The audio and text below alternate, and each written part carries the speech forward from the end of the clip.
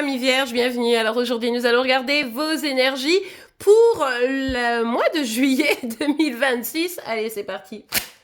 Alors, pour vous les vierges, pour ce mois de juillet 2026, ok, bon, là vous allez peut-être avoir l'impression de porter beaucoup de choses seul, le boulot, la famille,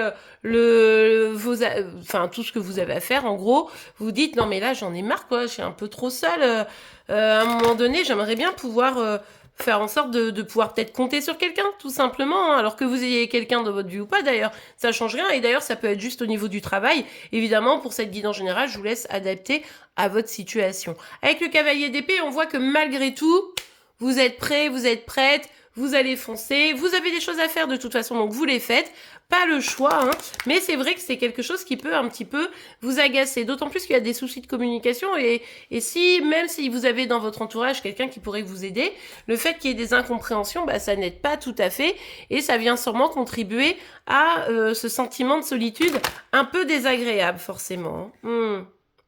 Bon, alors pour certains, ça va être vraiment du sentimental. Je vous laisse compléter avec la guidance sentimentale de Céline Madi, évidemment, comme toujours. Et ici, c'est un peu l'idée de, j'aimerais bien, moi, m'engager. J'aimerais bien qu'avec cette personne spécifiquement, peut-être pour certains, on puisse concrétiser les choses. Mais vu que ça prend un peu l'eau, ça semble un peu compliqué. Ou j'aimerais bien rencontrer mon âme sœur. Et en même temps, on voit que aller à la rencontre de cette âme sœur, c'est quelque chose qui est pas forcément évident. Et puis pour d'autres, c'est vraiment au niveau du boulot, au niveau d'un nouveau contrat, vous dites, peut-être que je devrais aller chercher un nouveau contrat, un engagement, de nouvelles missions, etc. Mais c'est un peu compliqué parce que vous vous sentez un peu seul face à tout ça. Et puis, peu soutenu... Bon, ça va que vous êtes quelqu'un de fort et de vaillant, hein, mais c'est vrai que c'est pas évident. Et du coup, cette sensation, elle est un peu désagréable et ça vient un peu nuire à votre bien-être.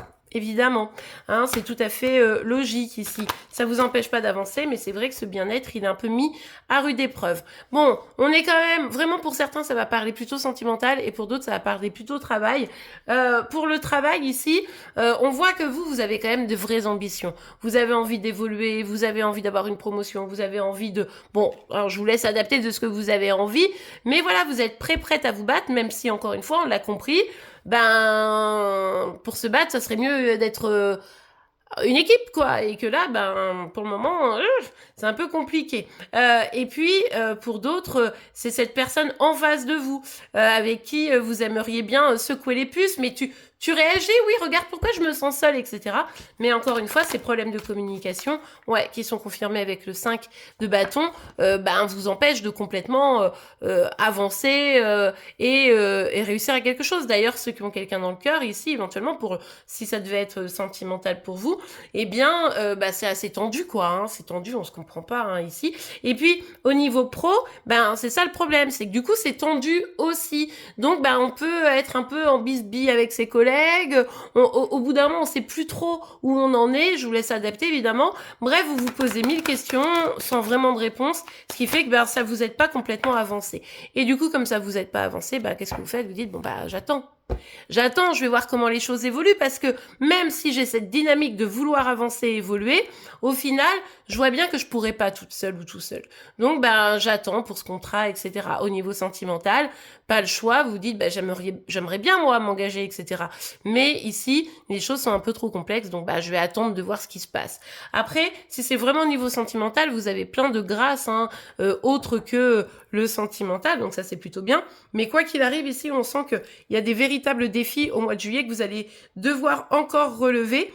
Bon, écoutez, je vous souhaite bon courage et j'espère que ces défis ne persisteront pas trop. De toute façon, on ira voir évidemment pour début juillet et pour fin juillet les choses, comment elles évoluent.